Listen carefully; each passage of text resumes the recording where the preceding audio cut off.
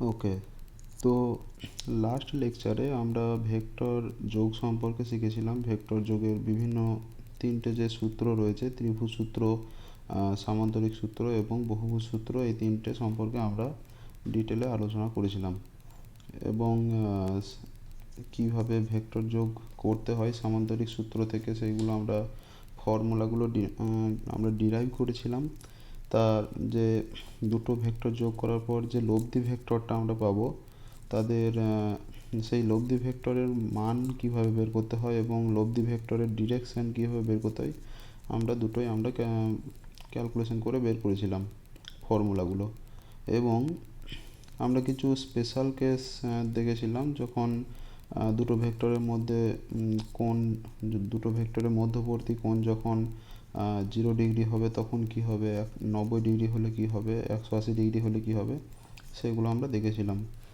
তো আজকের লেকচারে আমরা কি করব, আজকের লেকচারে আমরা ভেক্টর যোগের আরও কিছু বৈশিষ্ট্য রয়েছে, কিছু প্রপার্টি রয়েছে, সেগুলো আমরা আলোচনা করব।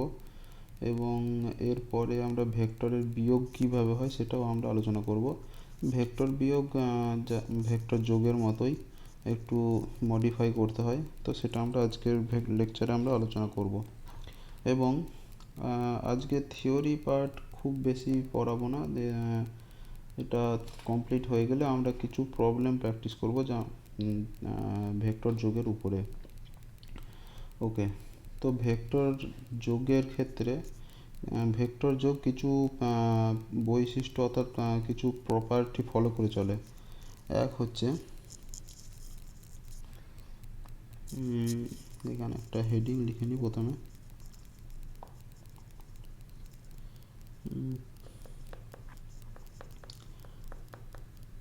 প্রপার্টিজ অফ ভেক্টর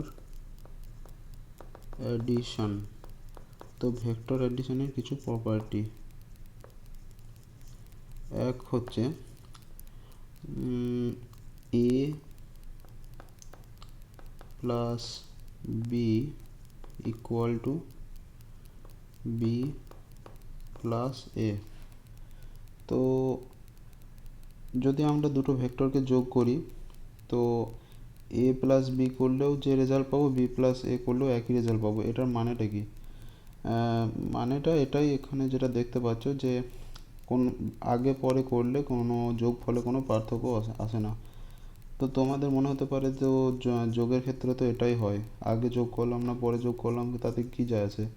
কিন্তু এটা যখন তোমরা ভেক্টর গুণ করবে তখন তোমরা বুঝতে পারবে যে হ্যাঁ, এটা আগে লেখা এবং পরে লেখার মধ্যে পার্থক্য রয়েছে। কিন্তু যোগের ক্ষেত্রে এই পার্থক্যটা কোনো ম্যাটার করে না, আগে লিখলাম কি পরে লিখলাম রেজাল্ট আমরা একই পাবো। তো এই যে প্রপার্টিটা আমরা এখন দেখলাম, এটার একটা নাম রয়েছে যেটাকে বলে কমিউটেটিভ, COMM।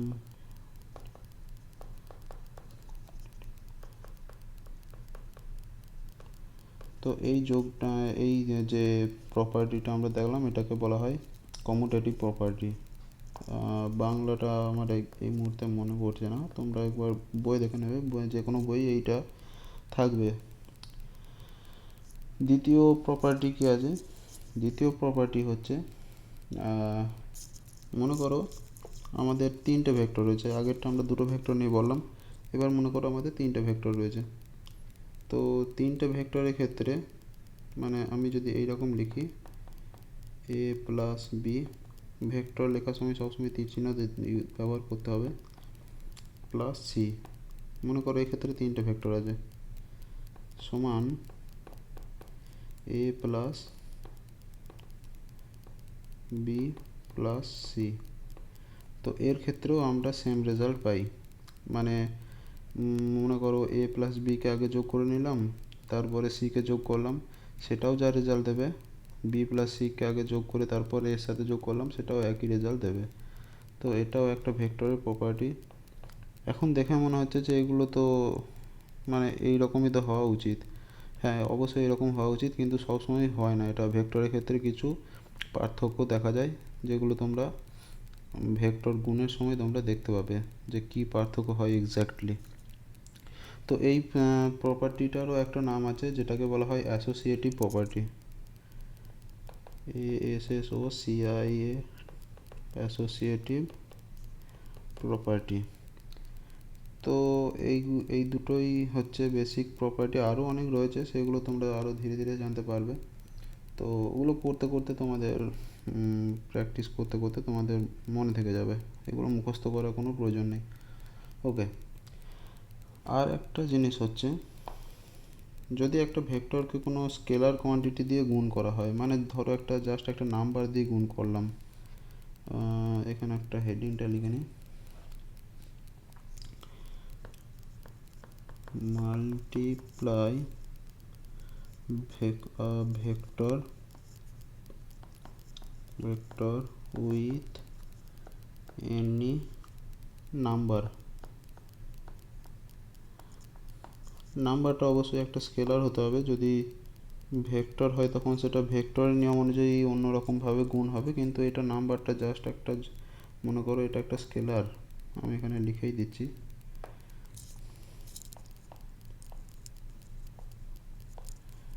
মানে যে নাম্বারটি দিয়ে আমি গুণ করছি সেটা একটা স্কেলার, গুণ করছি একটা ভেক্টরকে। তো তাতে কি হবে, মনে করো এই একটা এ ভেক্টর রয়েছে, তো এটাকে আমি যদি 2 দিয়ে গুণ করি, তো মনে করো এই একটা এ ভেক্টর, তো এটা যদি এ ভেক্টর হয়, তো এটাকে যদি 2 দিয়ে গুণ করি তাহলে এটা 2 টাইমস হয়ে যাবে, এটা দ্বিগুণ হয়ে যাবে এই ভেক্টরটা। তো এটা নর্মাল রুলের মতোই, তো এটা হয়ে যাবে 2a। যদি 3 দিয়ে গুণ করি তখন এটা 3 গুণ হয়ে যাবে। এটা আমি একটা ওভারঅল একটা দেখাচ্ছি, এটা তো এটা 3 হয়ে যাবে, তার মানে আমি যে নাম্বারটা দিয়ে গুণ করব সেটা তত গুণ হয়ে যাবে। বা একই রকমভাবে যদি আমি একটা হাফ দিয়ে গুণ করি, অর্থাৎ 0.5 দিয়ে গুণ করি, সেটা অর্ধেক হয়ে যাবে, তো তখন a/2 হয়ে যাবে সেটা, তো তখন এটা তার ম্যাগনিটিউডটা অর্ধেক হয়ে যাবে। হ্যাঁ, এক্ষেত্রে আর একটা জিনিস লক্ষ্য করো যে তাদের কিন্তু মানটাই কিন্তু কম হয়েছে, তার ডিরেকশন কিন্তু একই রয়েছে।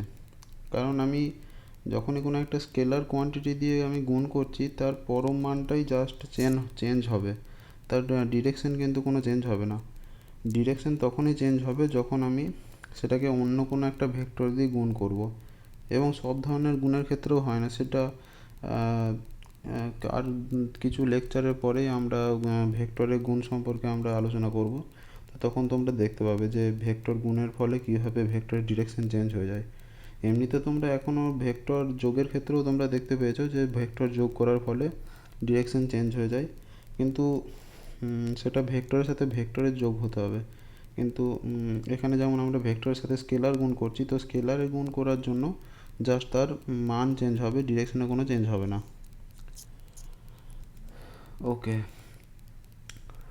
আর একটা এখানে আর একটা জিনিস, যে প্রপার্টিগুলো আলোচনা করছিলাম, আর একটা প্রপার্টি রয়েছে এখানে, এটা এই গুণের পরেই বলার দরকার ছিল। তো সেই প্রপার্টিটা হচ্ছে, আগে বলে নিই, n into a plus B. তো এটা কী রকম হবে, জাস্ট আলাদা আলাদাভাবে গুণ হবে, a এর সাথে আলাদাভাবে গুণ হবে, b এর সাথে আলাদাভাবে গুণ হবে, আর তাদের মধ্যে যোগ হবে। তো n into a plus n into B. Okay, তো এটার মতোই যে যদি n এর সাথে এর গুণ করি, তো সেটা n এর মান যত হবে তত গুণ বাড়বে অথবা কমবে, যদি সেটা ভগ্নাংশ হয় তাহলে তার মানটা কমবে। তো এই যে প্রপার্টিটা, এর নাম হচ্ছে, এর নাম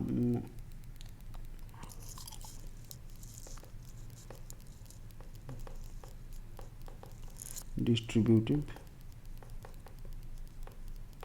তো এই যে গুণের যে প্রপার্টি, এর নাম হচ্ছে ডিস্ট্রিবিউটিভ প্রপার্টি। ওকে, তো এইবারে ঠিক আছে, কিন্তু ভেক্টর যোগের মোটামুটি এই পর্যন্তই। এবারে ভেক্টরে বিয়োগ কিভাবে হবে? ভেক্টর যোগের মতোই বিয়োগটা হবে, কিন্তু সেখানে একটু মডিফাই করতে হয়। মনে করো আমাদের দুটো ভেক্টর রয়েছে এ এবং বি। তো আমি যদি এখান থেকে এ মাইনাস বি বের করতে পারি, আমরা এতদিন অবধি আগের লেকচারে এ প্লাস বি কীভাবে বের করতে হয় আমরা শিখেছি। ত্রিভুজ সূত্র, সামুদ্রিক সূত্র, বহুভুজ সূত্র, এই সমস্ত অনেক কিছু শিখেছি। কিন্তু এবার বিয়োগ কীভাবে করব? তো এ মাইনাস বি যদি আমি বিয়োগ করতে চাই, এটাকে আমি এইভাবে মডিফাই করে লিখতেই পারি যে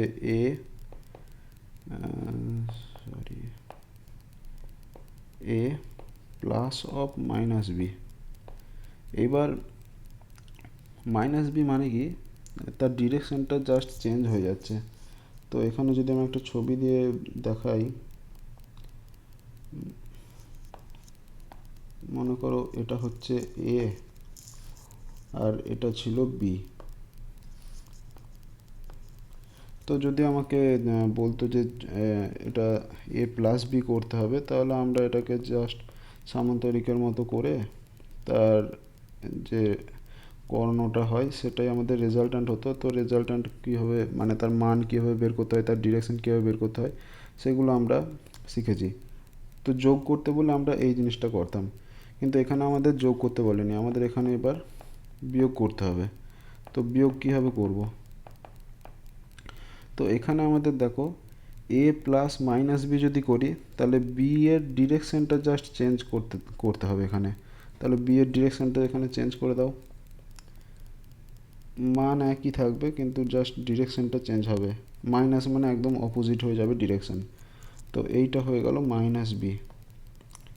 তো এইবারে যদি আমি এ প্লাস মাইনাস বি, মানে এই দুটো, মানে এই ভেক্টরটা আর এই ভেক্টরটা যদি যোগ করি, তাহলেই আমরা এ প্লাস মাইনাস বি পেয়ে যাব, অর্থাৎ এ মাইনাস বি পেয়ে যাব। তাহলে আমরা এবার নর্মাল যোগ করি।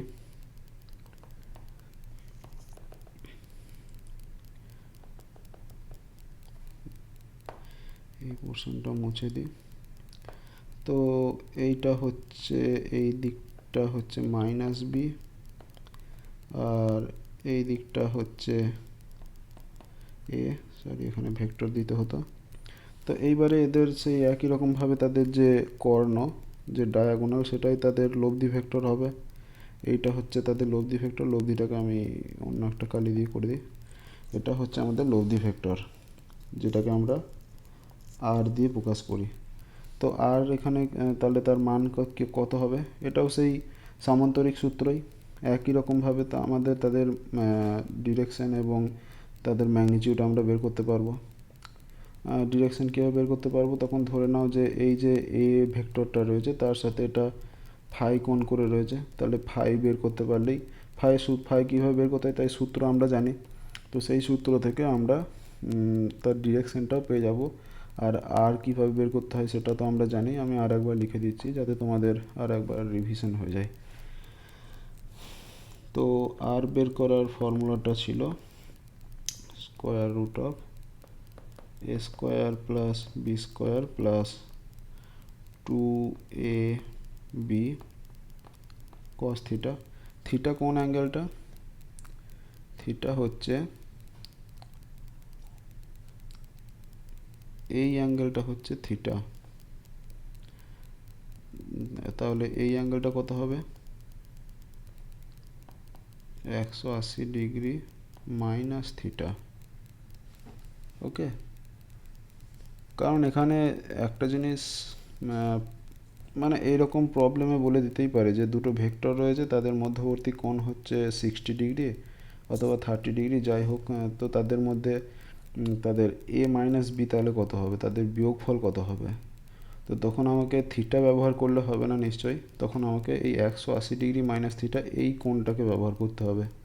তখন এই এ এবং মাইনাস বি এর মধ্যবর্তী কোণ হচ্ছে 180 ডিগ্রি মাইনাস থিটা।